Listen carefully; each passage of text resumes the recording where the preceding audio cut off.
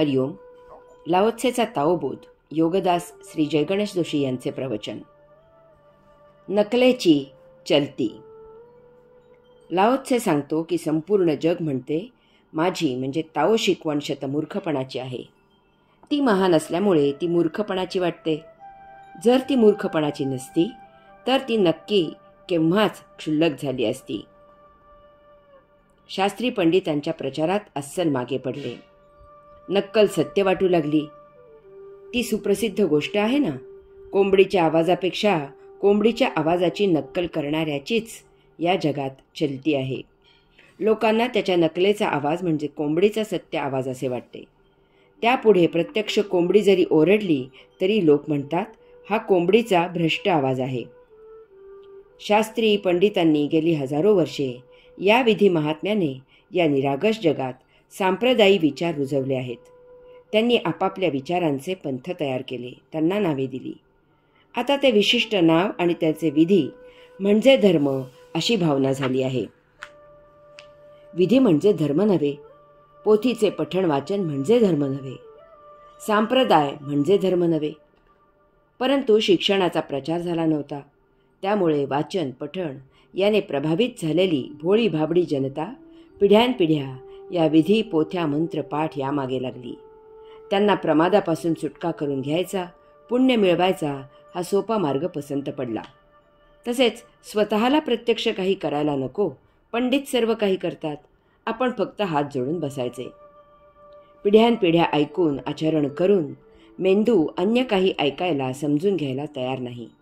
मेंदूला इतकी घट्ट कलही लागली की याशिवाय अन्य काही करणे म्हणजे मूर्खपणा वाटू लागला. एका गृहस्थाने साळूला विचारले, तुम्ही समोरून येत असलेल्या त्या व्यक्तीला ओळखता का? साळू म्हणाला, हो, तो अफलातून नगरीत राहतो. तो बाळकोबांचा मुलगा बाळू आहे. त्याच्या बायकोचे नाव सौबाळी आणि त्यांच्या मुलाचे नाव चिरंजीव बाळ असे आहे. तो सरकारी नोकरी करतो. वा, काय पण ओळख आहे. वैयक्तिक माहिती असली म्हणजे त्या व्यक्तीला ओळखले असे नाही. एखाद्याची माहिती असणे, त्याला ओळखणे यात महत् फरक आहे. हे आता सांगावे लागते. विश्वातील धर्म सनातन आहे. तो कोणी प्रस्थापित केलेला नाही. तो संपूर्ण विश्वात एकच आहे. त्यात बदल होणे अशक्य आहे. हा एकमेव असल्यामुळे त्याला नाव द्यायची गरज नाही. फार तर समजावे म्हणून त्याला आत्मधर्म, योगधर्म, मानवता किंवा असे काही म्हणू शकाल. हिंदू, मुसलमान, ख्रिश्चन इत्यादी नावे देऊन तुम्ही त्याची छकले करू शकत नाही. परंतु ज्यांना समजत नाही त्यांची पंचायत झाली. कारण वैश्विक धर्म समजायला कठीण आहे. समजला तरी पचायला अवघड आहे आणि पचला तरी आचरणात आणायला जवळजवळ अशक्य आहे. यास्तव ज्यांना तो उमजला त्यांना गुरु करावे, सोपे असे नामस्मरण करावे आणि आपण यथाशक्ती निरागसतेत मजेत जीवन जगावे. तरीही मुक्ती सहज प्राप्त होणारी आहे. अवघड अध्यात्म. लाओत्से सांगतो की संपूर्ण जग म्हणते माझी म्हणजे ताओ शिकवण शतमूर्खपणाची आहे. ती महान असल्यामुळे ती मूर्खपणाची वाटते. जर ती मूर्खपणाची नसती तर ती नक्की केव्हाच क्षुल्लक झाली असती. अध्यात्म समजायला अवघड आहे. अध्यात्म सांगते की सुखदुःख असे काहीही अस्तित्वात नाही. आनंदाच्या अनुपस्थितीमुळे सुखदुःख या भावना उद्भवतात. त्या मिथ्या असतात, त्या सत्य नाहीत.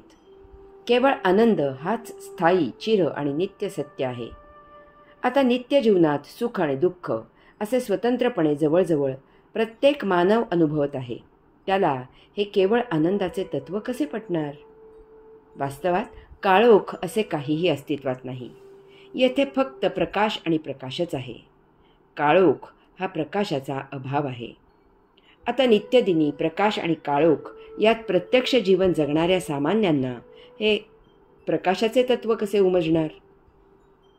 ईशावास्य उपनिषद म्हणते की पूर्णातून पूर्ण काढून घेतले तरी मागे पूर्णच शिल्लक राहते. आत्मतत्व हालचाल न करणारे मनाहूनही वेगवान आहे. ते स्थिर असून धावणाऱ्या इतरांना ते मागे टाकते. ते हालचाल करत नाही. ते हालचाल करते, ते दूर आहे आणि जवळही आहे. अविद्येची उपासना करणारे गाढ अंधारात प्रवेश करतात. विद्येची उपासना करणारे त्याहून घोर अंधारात गडप होतात. सर्वसामान्यांना या सकृत दर्शनी परस्पर विरुद्धी असलेल्याचे आकलन कसे होणार? ते त्यांना वेडेपणाचेच वाटणार ना. कारण काळोखात गडप झालेल्यासमोर जर सूर्य आला तर त्याचे डोळे दिपतील. तो सूर्याला पाहू शकणार नाही. परमतत्व म्हणजे परम ऊर्जा आहे, परमप्रकाश आहे. त्याला समजण्यासाठी प्रकाशाची उपासना करावी लागते. पोथ्या वाचणारे, त्यांचे पठण करणारे, विधी सांगणारे, शास्त्री पंडित केवळ पोपटपंची करणारे आहेत. त्यांना साक्षात्कार झालेला नाही. तरीही हास्यास्पदरित्या ते यजमानाला मुक्त करायला धडपडत आहेत. परमात्म्याबद्दलच्या वैचारिक ज्ञानाने परमात्मा प्राप्त होत नाही. अध्यात्मात स्वतःला प्रत्यक्ष अनुभूती, साक्षात्कार असावा लागतो. यामुळे जनसामान्यांना, शास्त्री पंडितांना ताओ तत्त्वज्ञान महामूर्खपणाचे वाटणे अगदी स्वाभाविक आहे. लाओ त्सेला हे मान्य आहे. तो म्हणतो की ते महान आहे आणि त्यामुळेच ते टिकून आहे. शास्त्री पंडितांना हे समजले असते तर त्यांनी त्याचे विडंबन करून त्याची वाट लावली असती आणि ते नक्कीच केव्हाच क्षुल्लक शूद्र झाले असते.